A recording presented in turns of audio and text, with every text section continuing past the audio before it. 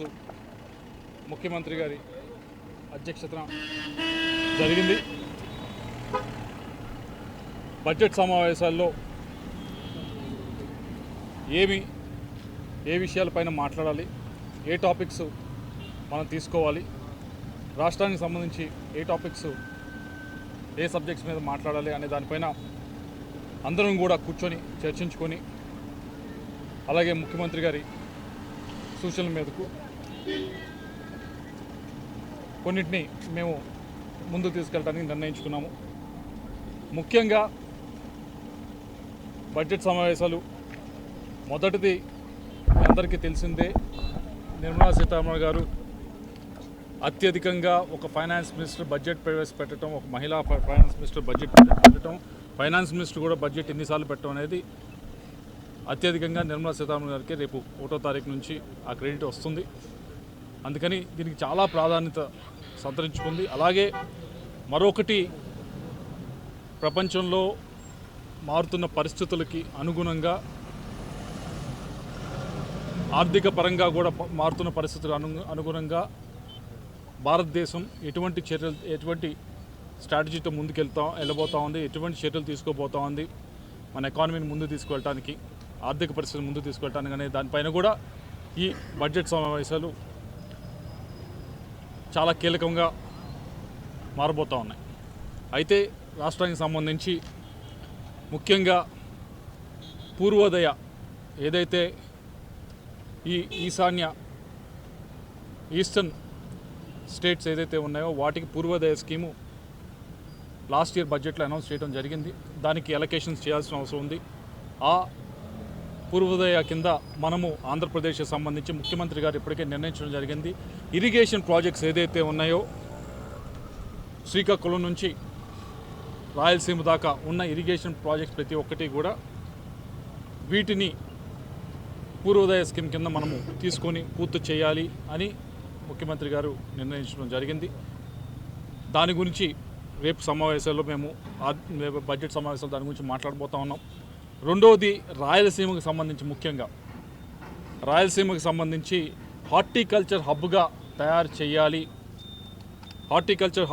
చేయాలి. దానికి సంబంధించి ఫండింగ్ కూడా దాదాపు 15,000 కోట్ల పైగా ఫండింగ్ కూడా మనము కేంద్ర ప్రభుత్వం నుంచి తీసుకుని వచ్చి ఇప్పటికి ఉన్న 8 లక్షల హెక్టార్లు ఏదైతే ఉందో దాన్ని దాదాపుగా ఒక 40 లక్షల ఎకరాలకి ఈ హార్టికల్చర్ని పెంచాలి రాయలసీమ అంతా కూడా అని చెప్పి ముఖ్యమంత్రి గారు దిశానిర్దేశం ఇవ్వడం జరిగింది. దానికి సంబంధించిన ఫండ్స్ మనం తీసుకురావాలి, రైతులకు ఉపయోగపడాలి, రైతులకి ఇరిగేషన్ పరంగా, మైక్రో ఇరిగేషన్ పరంగా, షేడ్ నెట్ల పరంగా, వీటన్నిటి పరంగా కూడా రాయలసీమను ముందుకు తీసుకెళ్లాలంటే ఈ హార్టికల్చర్ డెవలప్ చేయాలనే ఉద్దేశంతో దిశానిర్దేశం చేయడం జరిగింది. దీని గురించి కూడా రేపు మాట్లాడబోతా ఉన్నాం.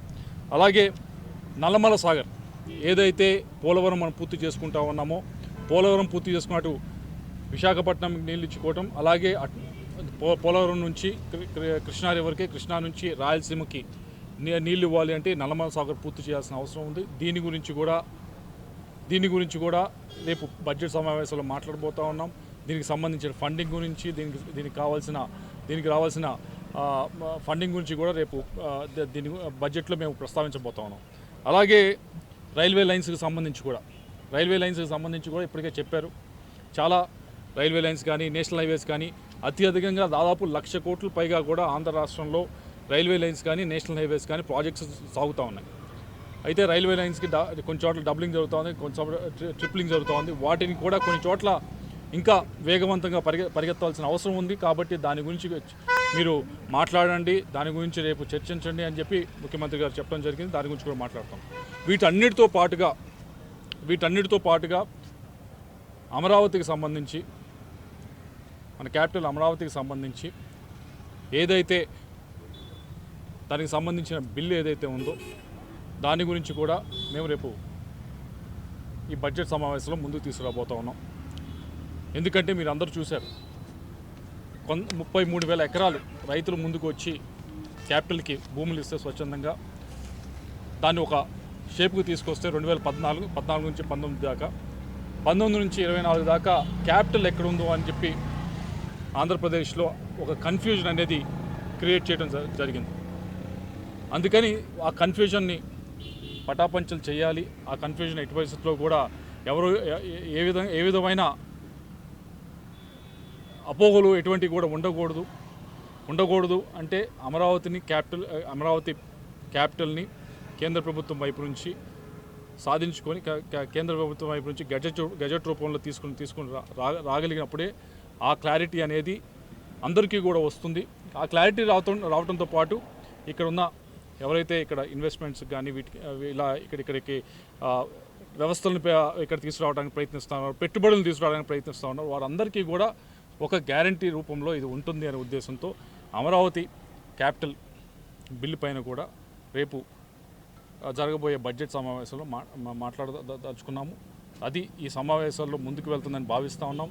అది పాస్ అవుతుందని కూడా ఈ సమావేశంలో భావిస్తూ ఉన్నాం.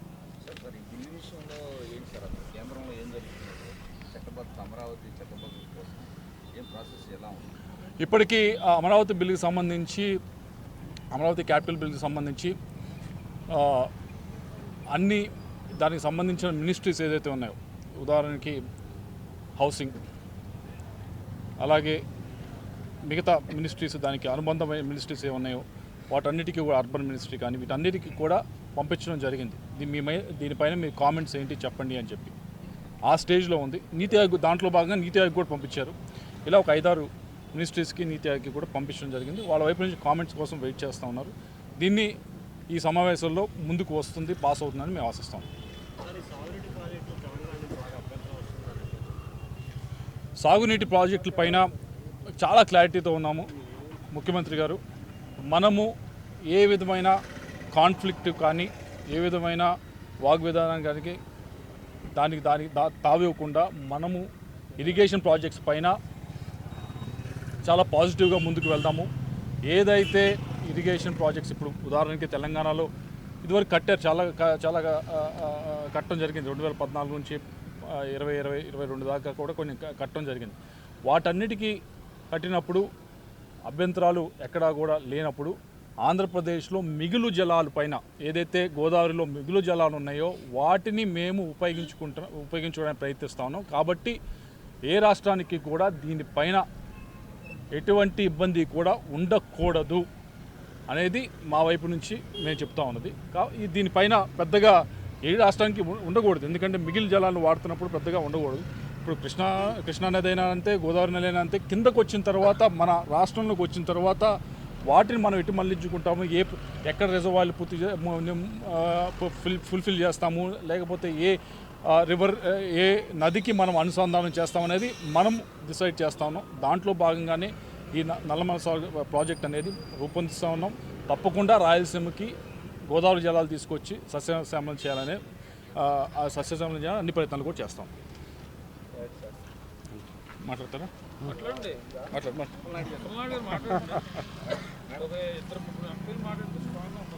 అందరికీ నమస్కారం. ఈరోజు గౌరవ ముఖ్యమంత్రి చంద్రబాబు నాయుడు గారు ఒక అనుభూతితో ఈ రాష్ట్రానికి కావాల్సిన నిధులు కానీ బాధ్యతలు కానీ వారు మాకు చెప్పడం జరిగింది.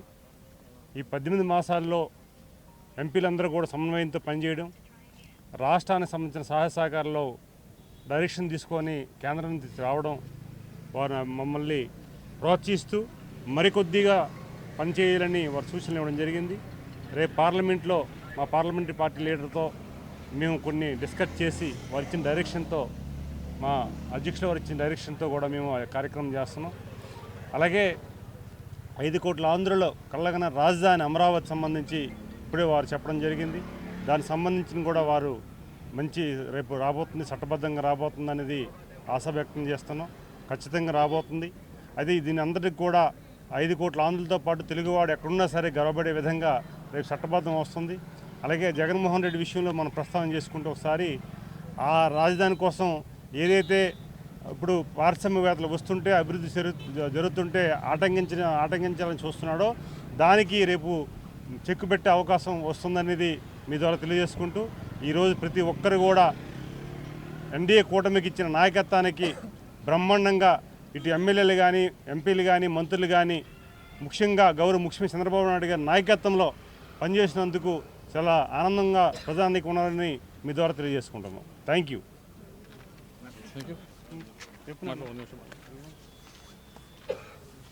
అందరికీ నమస్కారం. ఈరోజు పార్లమెంటరీ మీటింగ్ జరగడము, అలాగే ముఖ్యమంత్రి గారు అలాగే లోకేష్ అన్న గారు ఇద్దరు మాకు అడ్వైజెస్ ఇవ్వడము, రాబోయే పార్లమెంటరీ సమావేశంలో ఏం మాట్లాడాలి, ఏ అంశాలు టేకప్ చేయాలి అనేది. ముఖ్యంగా ఇక్కడ సంతోషకరమైన విషయం ఏంటంటే మన రాయలసీమ గురించి, మా రాయలసీమ గురించి ఎలా డెవలప్ చేయాలి, ఇంకా ఎలా డెవలప్ చేయాలి అనే అంశము చాలా ఎక్కువగా మాట్లాడారు ముఖ్యమంత్రి గారు. ఈరోజు రాయలసీమ బాగుపడింది అంటే అది కేవలం తెలుగుదేశం పార్టీ వల్ల. ఆనాడు ఎన్టీ రామారావు గారు ఎప్పుడైతే ఇరిగేషన్ ప్రాజెక్ట్స్ తీసుకొచ్చారో, అలాగే ముఖ్యమంత్రి గారు ఈరోజు రాయలసీమలో నీళ్లు పారుతున్నాయి అంటే కూడా అది కేవలం తెలుగుదేశం పార్టీ అండ్ మన ముఖ్యమంత్రి గారు తెచ్చిన ఇది. ఇంకో విషయం ఏంటంటే ప్రతి ఇంచు ప్రతి ఎకరానికి నీళ్లు పారాలి అనే ఉద్దేశంతో ఈరోజు గోదావరి నీళ్లు తీసుకొని రావడము ఎలాగైతే సీఎం గారు చెప్తూ వచ్చారో ఈ అంశం కూడా మేము టేకప్ చేస్తున్నాము. అట్లాగే ఈ మధ్య పాపము వైసీపీ వాళ్ళు చాలామంది ఎప్పుడూ లేని విధంగా ప్రెస్ మీట్ పెడుతున్నారు. ప్రెస్ మీట్లు ఎందుకు పెడుతున్నారు అంటే నేను ఒకటే చెప్తున్నాను, ఈరోజు భయపడి ఎక్కడ వైసీపీ ప్రభుత్వాన్ని మర్చిపోతారు అనే ఉద్దేశంతో భయపడి ప్రెస్ మీట్లు పెడుతున్నారే తప్ప సొంత కడప రాయలసీమ నుండి ఉన్న అప్పుడు ముఖ్యమంత్రి గారు మరి ఏమీ చేయలేదు రాయలసీమకు అని నేను ఏం చేశారని నేను ప్రశ్నిస్తున్నాను. ఏమీ చేయలేదు. ఆయన చేసిందంతా ఒక ఊరికే ఇలా ప్రెస్ మీట్లు పెట్టి ముందుకు రావడమే తప్ప ఏమీ లేదు. కాబట్టి ఖచ్చితంగా ఈసారి అందరం ఎంపీలు కూడా మా రాయలసీమకు, మన రాష్ట్రానికి బాగు జరగాలనే ఉద్దేశంతోనే ఈరోజు ముందుకెళ్తున్నాము. అందరం కూడా సీఎం గారి అడ్వైజ్ని ఫాలో అవుతున్నాం. Thank you. వైసీపీ వాళ్ళు ఈ మధ్యకాలంలో రాయలసీమ లిఫ్ట్ ఇరిగేషన్ గురించి కొంత ఎలిగేషన్ చేశారు. బట్ తెలంగాణలోనేమో బీఆర్ఎస్ వాళ్ళు మేము ఆపించామని చెప్పారు. ఇక్కడ వైసీపీ వాళ్ళు ఏమో చంద్రబాబు ఆపేశారని చెప్పారు. ఎలా చూస్తారు? ముఖ్యంగా సబ్జెక్టు వాళ్ళకు తెలియదండి. అసలు సబ్జెక్టు తెలిస్తే అలాంటి మాటలు రావు.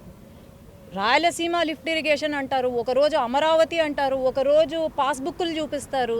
సబ్జెక్టు నేర్చుకొని తర్వాత ముందుకు రమ్మని నేనైతే ప్రశ్నిస్తున్నా. ఎందుకంటే ఈరోజు రాయలసీమలో నేను ముందు చెప్పినట్టు నీళ్లు పారుతున్నాయి అంటే అది కేవలం మన ముఖ్యమంత్రి గారి వల్లే తప్ప ఇంకెవరి వల్ల అయితే కాదు. ఇక్కడ ఎటువంటి ఇవి లేవు. ఏవైనా ప్రాబ్లమ్స్ ఉంటే అన్నీ బయటకు వస్తాయి. నమస్తే.